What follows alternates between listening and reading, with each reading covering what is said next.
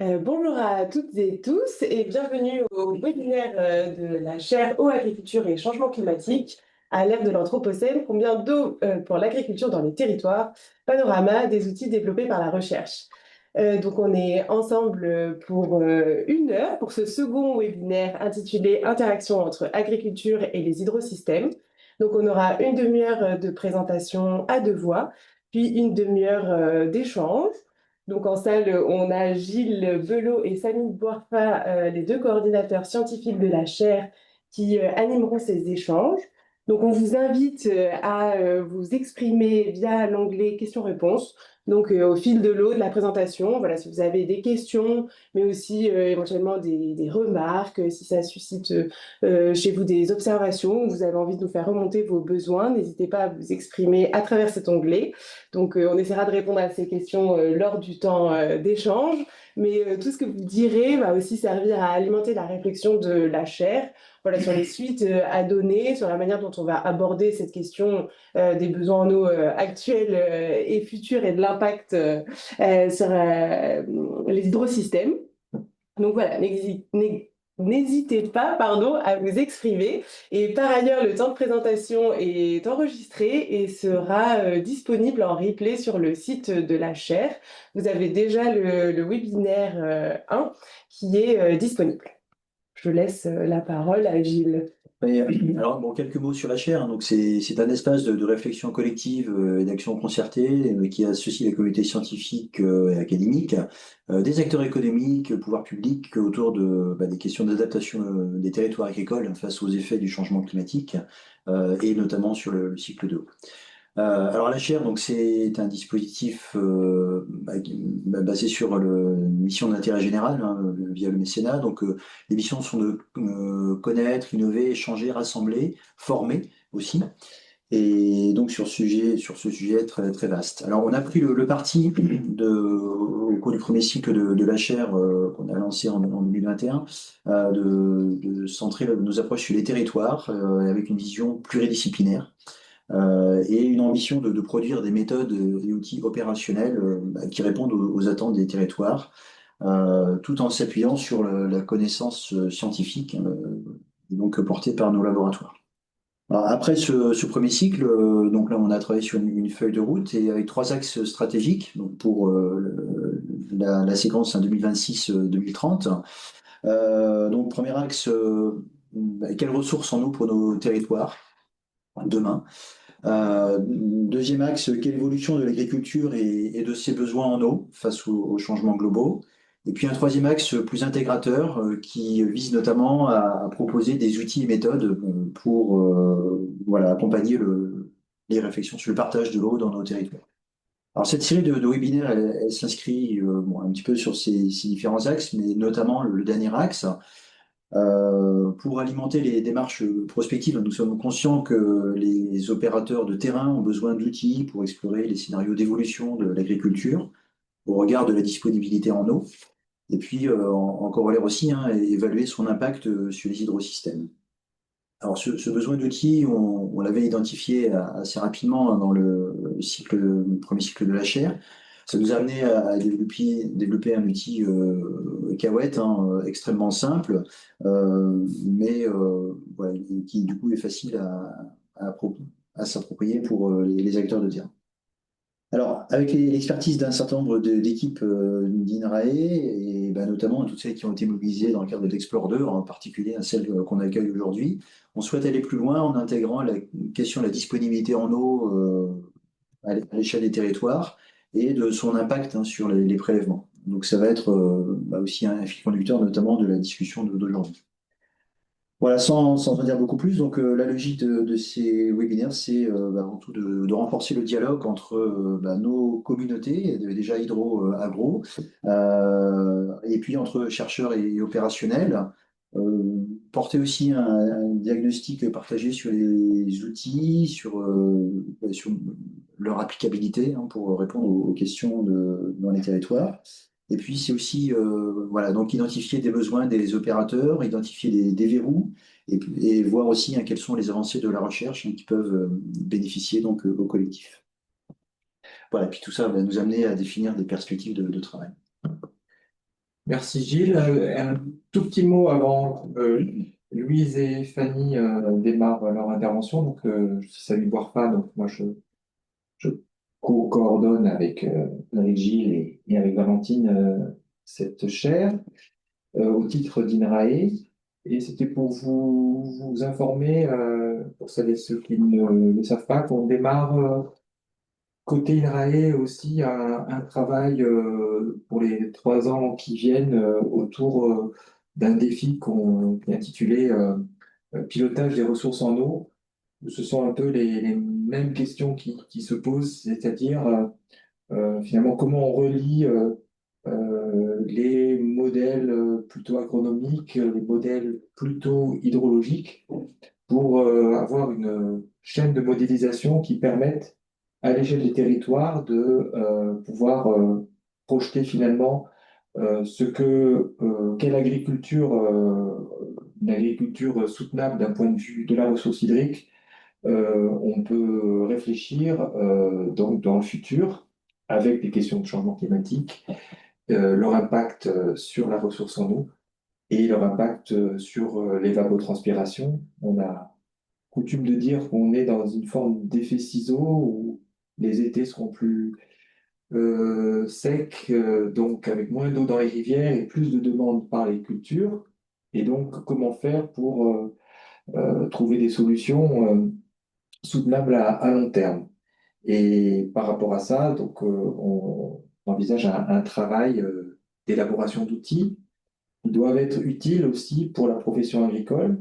Donc aujourd'hui, on voit qu'il y a pas mal de personnes de la sphère un peu opérationnelle qui est présente et donc il y a toute une réflexion à faire aussi sur les besoins, notamment de la profession agricole en matière d'outils.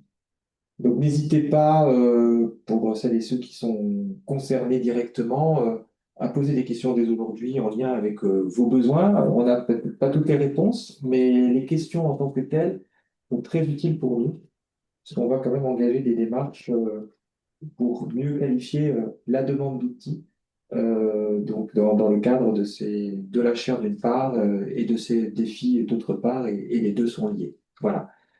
Pas être trop long, c'était surtout ce message, donc n'hésitez pas à faire des commentaires, à poser des questions, ça nous sera tous et toutes très utile. Et donc sans plus tarder, pour une demi-heure de présentation à deux voix, elles se présenteront elles-mêmes, donc Louise et Fanny, c'est à vous. Oui, merci. Bonjour à toutes et tous.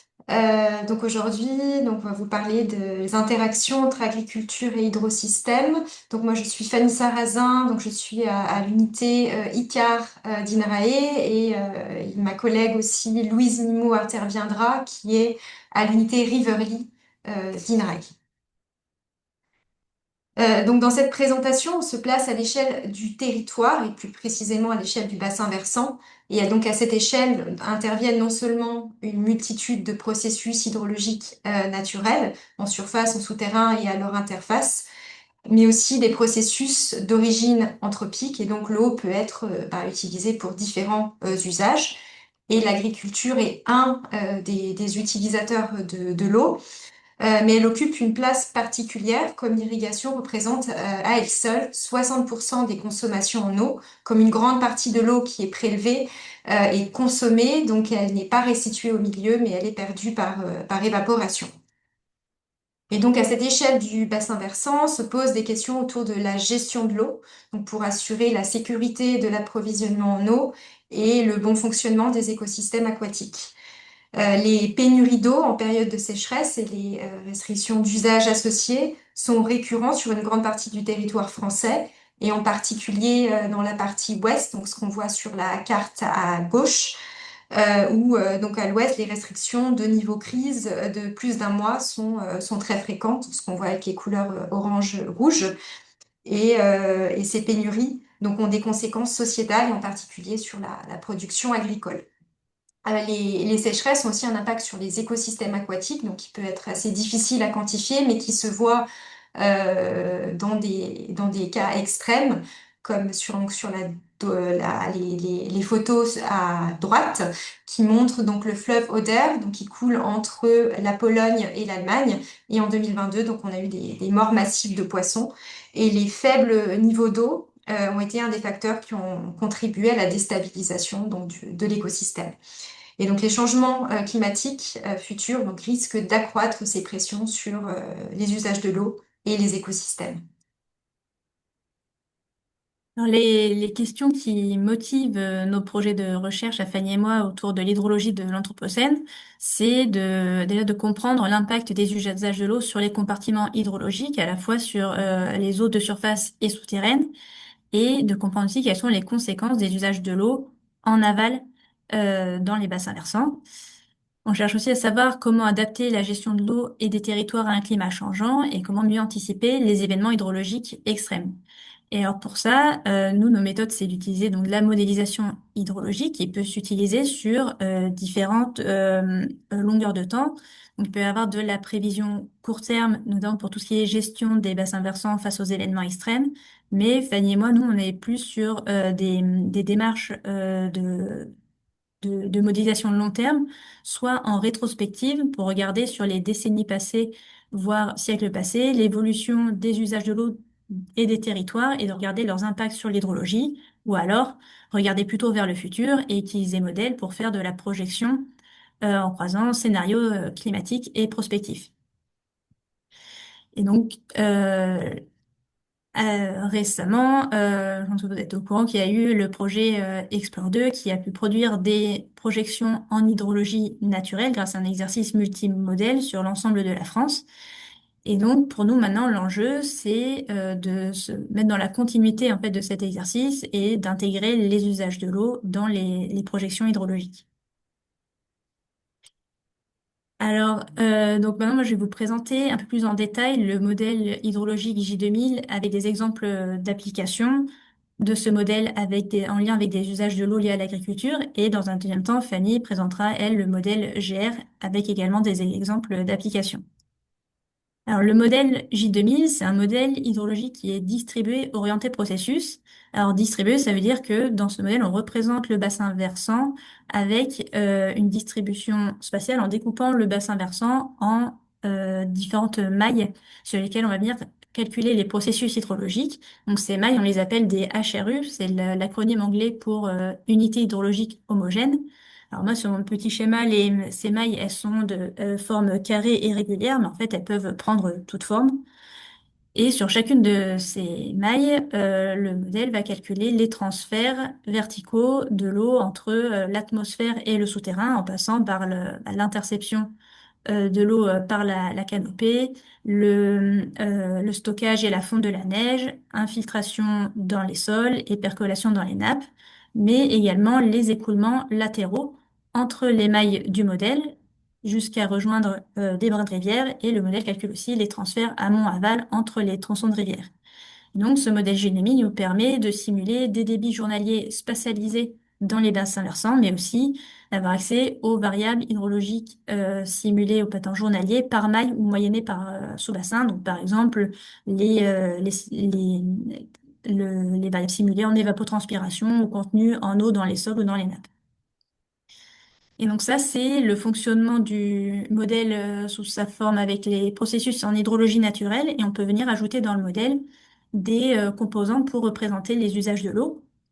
Et donc là, par exemple, il y en a une composante pour représenter l'irrigation, dans laquelle on peut venir prélever de l'eau dans les rivières ou bien dans les compartiments souterrains pour satisfaire une demande évaporatoire des plantes à la surface des sols. Alors dans J2000, on peut avoir trois types de modes d'irrigation. C'est par aspersion, par goutte à goutte ou par écoulement, par irrigation gravitaire. Et puis, on a un module complémentaire qui a été ajouté récemment, qui est un module de retenue qui permet aussi de faire de l'irrigation en prélevant de l'eau dans des retenues.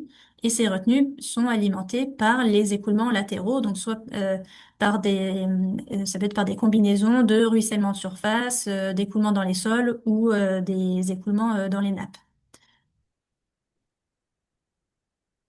Et il faut savoir que le J2000, en fait, c'est un modèle dans lequel on ne représente pas seulement les usages de l'eau pour l'agriculture, c'est un modèle multi-usage. Donc, en plus des modules d'irrigation et des petites retenues agricoles, on a aussi des modules qui permettent de représenter les barrages et les dérivations, ce qui nous permet de représenter, par exemple, les grands barrages réservoirs dans les bassins. Et il y a aussi un module pour l'eau potable qui permet de faire du prélèvement pour l'eau potable en rivière et dans les nappes et de rejeter les eaux usées dans d'autres brins de rivière qui représentent des stations d'épuration. Et on a aussi récemment un module d'abreuvement des animaux de ferme. Alors là, je vais vous présenter un peu plus en détail un projet dans lequel on utilise J2000 pour regarder un peu plus spécifiquement les questions de durabilité hydrologique des retenues agricoles. Donc, il s'agit de la thèse de Nathan Pellerin qui est en cours à INRAE dans l'unité Riverly. Et dans sa thèse, Nathan, il cherche à questionner la durabilité des retenues agricoles. Donc, il va savoir est-ce que leur implantation permettra, dans un climat changeant, de fournir la quantité d'eau demandée tout en permettant la préservation des milieux aquatiques. Et l'objectif de la thèse est d'apporter des éléments de réponse à une large échelle régionale, voire nationale, pour guider les lignes directrices publiques. Et donc, donc le cadre méthodologique de cette thèse est de se placer sur les bassins du Rhône et de la Loire. Alors, une première étape dans ce projet de thèse, ça a été en fait de réaliser le couplage entre les modules d'irrigation dans le modèle J2000 avec le module de retenue qui permettait de stocker de l'eau dans des petites retenues dans les mailles du modèle.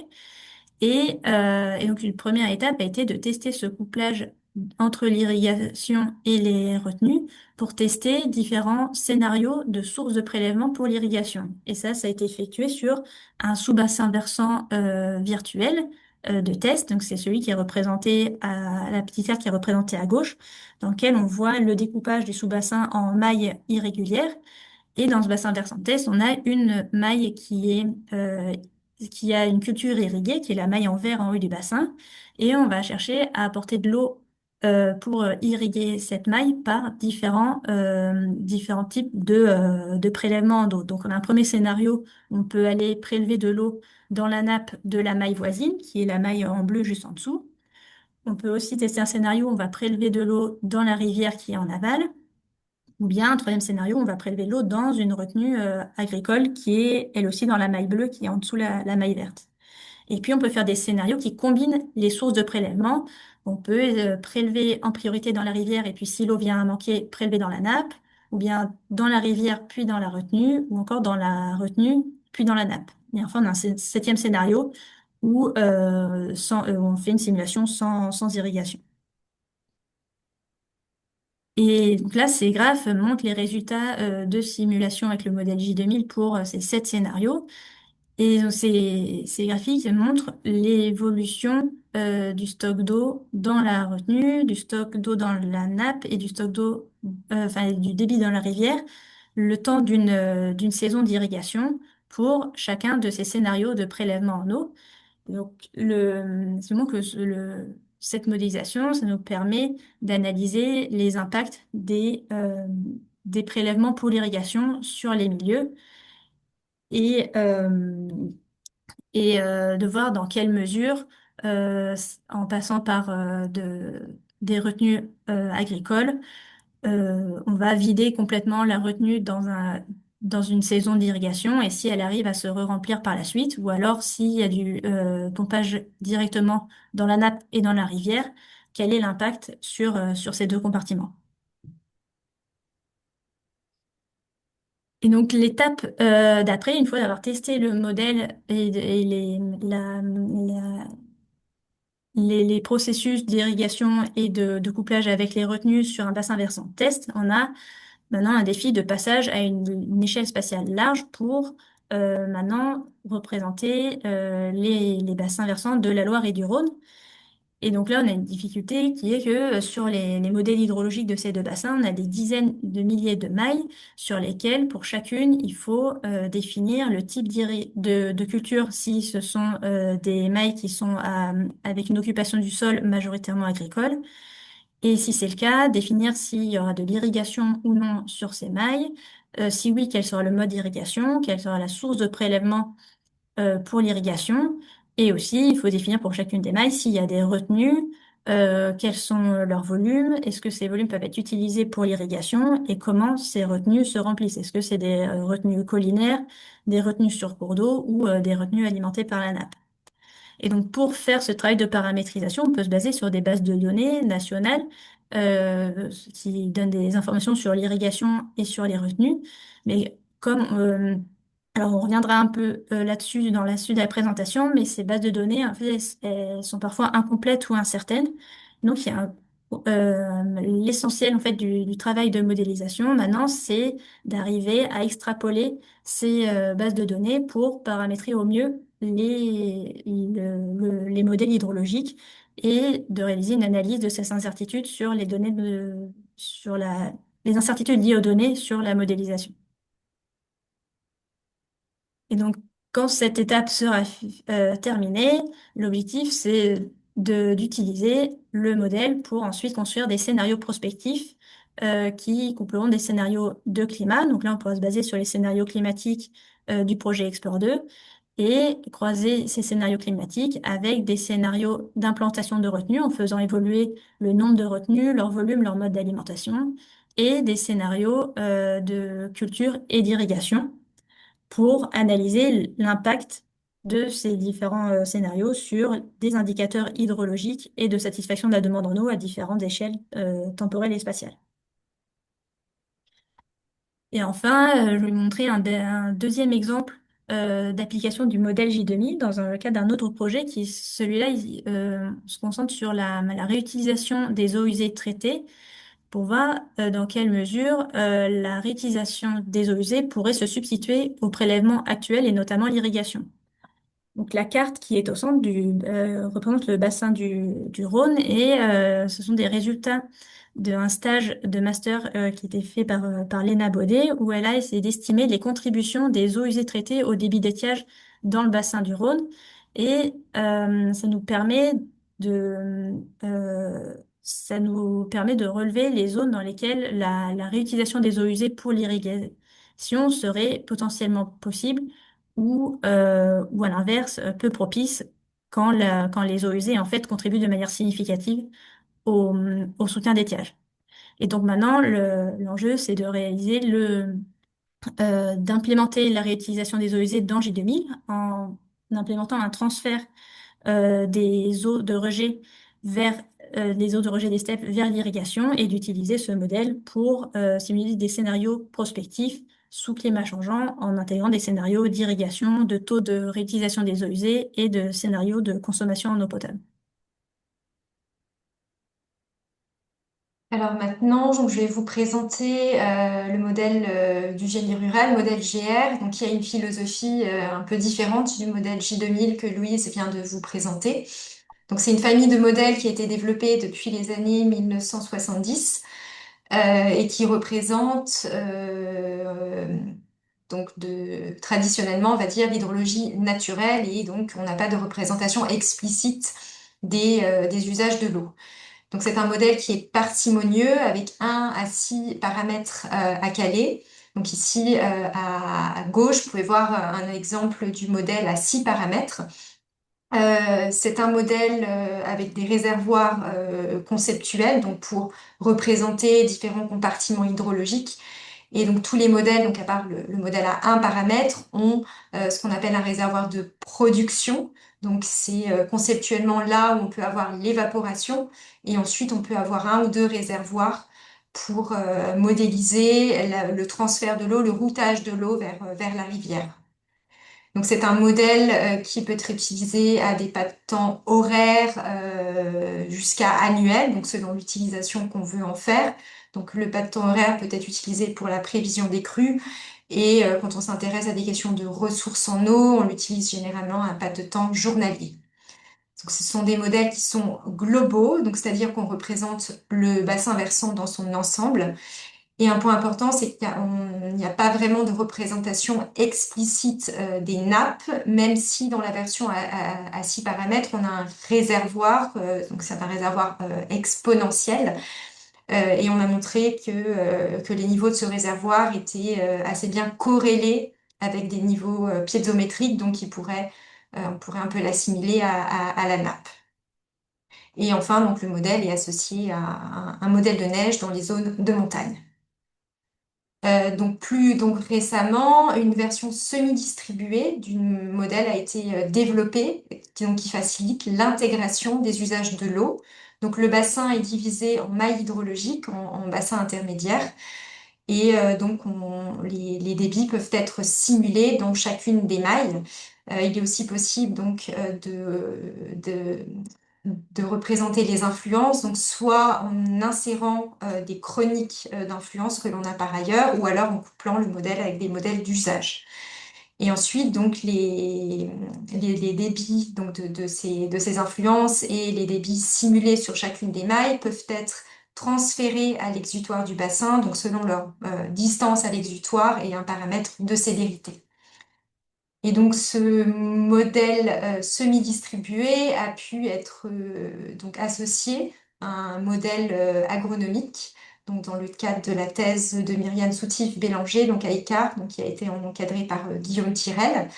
Et donc le modèle agronomique qui a été utilisé pour cela est le modèle CropWatt de la FAO, donc par rapport qui est assez différent par rapport aux modèles qui vous ont été présentés dans le webinaire précédent, donc Styx et Optirig. Donc c'est un modèle qui est très empirique, où on a une prescription a priori des stades de développement des cultures, donc qui ne dépendent donc pas des conditions spécifiques pour l'année en cours météorologique et environnementale. Et il y a aussi un seuil d'humidité, en deçà duquel on a un déclenchement de l'irrigation. Donc ce modèle permet d'estimer la demande en eau d'irrigation pour pouvoir simuler donc des prélèvements dans le modèle. Donc les prélèvements qui ont lieu donc uniquement en surface, comme on ne représente pas actuellement les prélèvements souterrains. Donc ils peuvent avoir lieu dans le cours d'eau ou dans des retenues. Et comme donc Louise aussi l'a montré l'a expliqué par rapport au modèle J2000, il y a aussi tout un travail pour arriver à représenter donc ces retenues dans les modèles. Ici, il y a eu le choix de représenter donc, ce qui s'appelle des retenues spécifiques, donc des retenues, donc des grandes retenues que l'on représente de manière individuelle, et aussi donc, ce qui est appelé des retenues simples, donc des plus petites retenues et on représente de manière agrégée leur comportement au sein des mailles hydrologiques. Et aussi important, donc on prend en compte donc, les restrictions d'eau possibles, donc la disponibilité de la ressource en eau aussi a un impact sur l'eau qui peut être réellement prélevée, et par exemple, donc on ne peut pas assécher complètement le cours d'eau. Et donc, pour donner maintenant quelques exemples d'application donc de ce modèle GR-Crop, donc toujours tout d'abord tiré de la thèse de Myriam Soutif-Bélanger, donc qui a mené une étude prospective pour évaluer des scénarios d'évolution du territoire, donc sur le bassin de la Seille, donc qui est un affluent de la Moselle, donc des scénarios qui ont été déterminés, qui ont été établis sur la base d'entretiens avec des experts et des acteurs du territoire. Et ici, donc, je vous présente juste pour illustrer un peu ça quelques exemples. Donc, ces analyses ont permis de regarder l'impact hydrologique de différents scénarios, et en particulier donc à gauche des changements des débits d'étiage. Donc, on voit pour 3 scénarios différents les variations de ces débits. Donc, les différents points représentent l'incertitude liée au modèle de climat et à la configuration aussi du modèle hydrologique. Et on a donc 3 points différents dans le bassin versant qui sont représentés. Mais ce qu'on voit, c'est que la plupart du temps, on a une diminution des débits d'étiage, sauf dans le cas de l'agroécologie industrielle, quand on a des mesures de soutien d'étiage. Et on peut regarder aussi le taux de satisfaction de la demande en eau d'irrigation, donc à droite.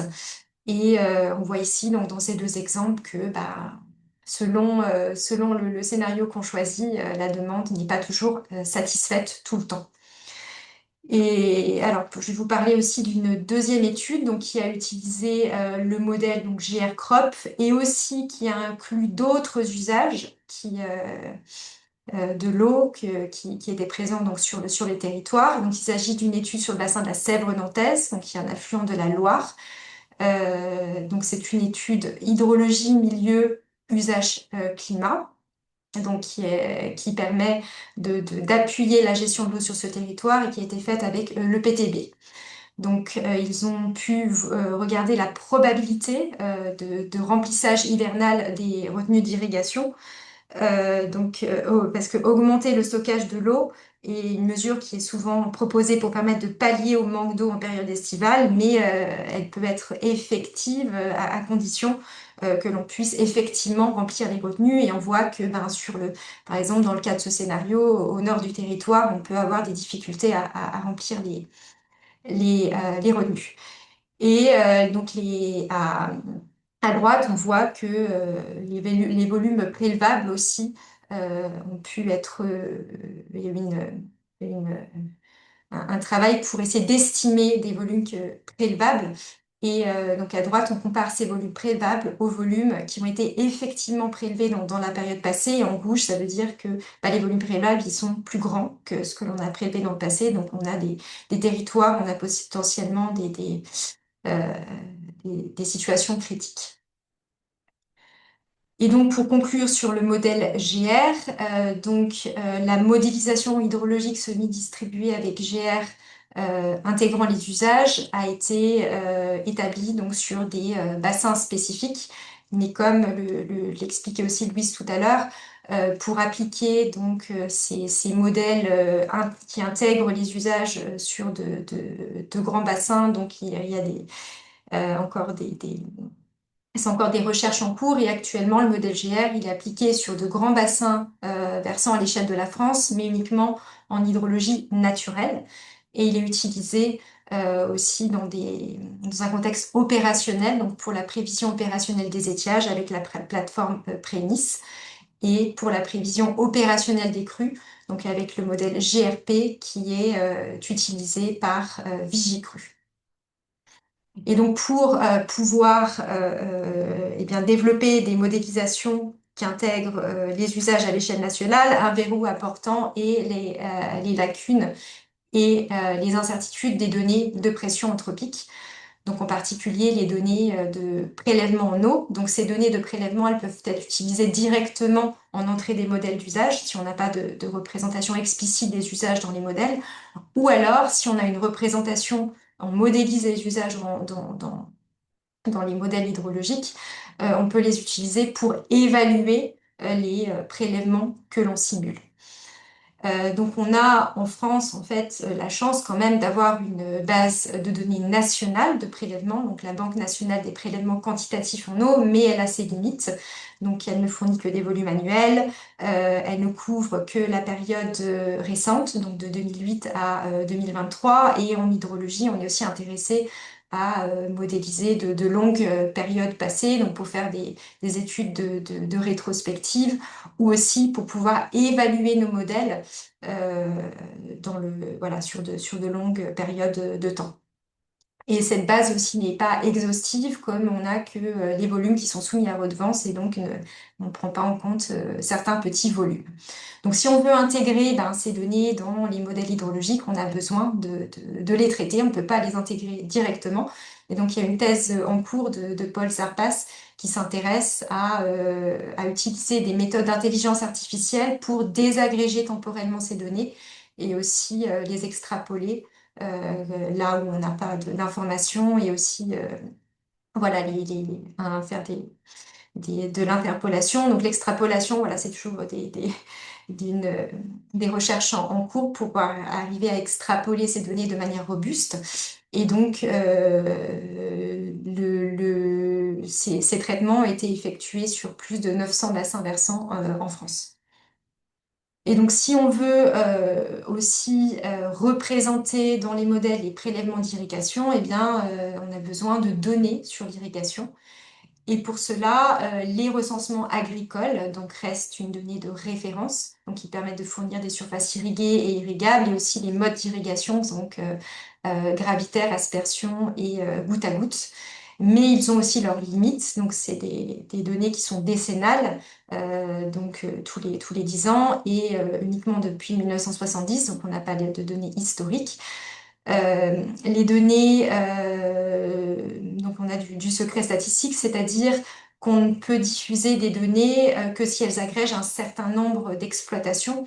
Et pour illustrer donc ce secret statistique, on peut voir la carte en bas qui montre la différence entre les surfaces départementales qui sont diffusées par agresse et les données qui sont diffusées à l'échelle communale et qui ont été agrégées donc à l'échelle départementale.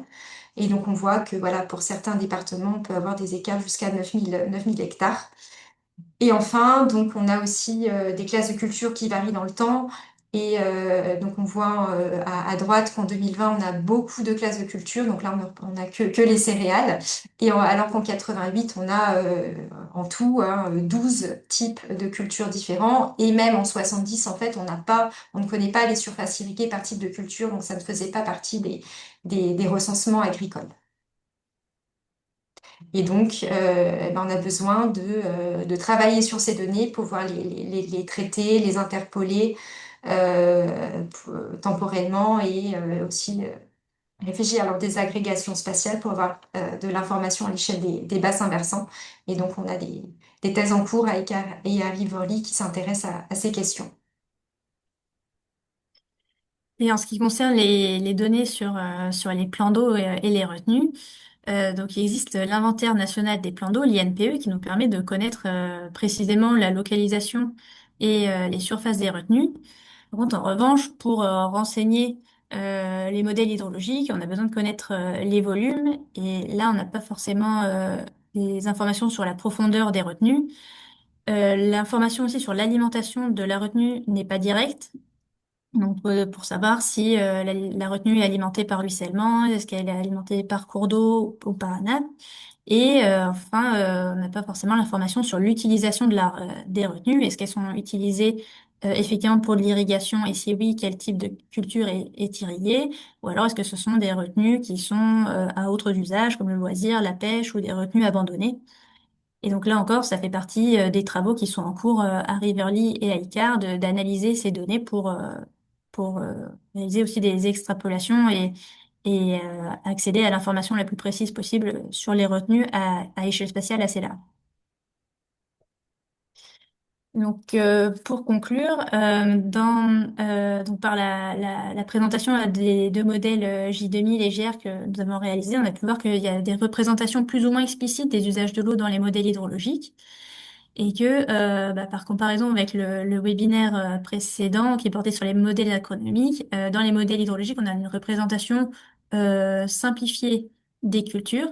Par contre, ce sont des modèles qui permettent d'analyser les impacts des usages agricoles sur les compartiments hydrologiques des bassins versants et d'analyser l'évolution de la disponibilité de la ressource dans les territoires ou bien dans les grands bassins versants. Mais on a vu qu'il y a un enjeu important de travail sur les données pour paramétrer les usages de l'eau dans les modèles et pour évaluer les modèles. Et dans les perspectives, donc la représentation des processus hydrogéologiques et des prélèvements souterrains reste un verrou. Et donc, il y a des travaux, des réflexions en cours sur l'amélioration de ces processus. Il y a aussi des réflexions en cours sur une articulation possible entre modèles hydrologiques et modèles agronomiques. Donc, il y a le défi INRAE dont vous a parlé Samy tout à l'heure. Donc les modèles hydrologiques permettent de fournir des informations sur la disponibilité de la ressource en eau. Donc oui, ici on vous a présenté les modèles J2000 et GR, mais il y a bien sûr d'autres modèles hydrologiques qui existent. Et donc les modèles agronomiques permettent donc de représenter les cultures et d'estimer donc la demande d'irrigation. Voilà, et donc on vous a mis quelques informations pour terminer sur les modèles, comment accéder aux modèles et la documentation.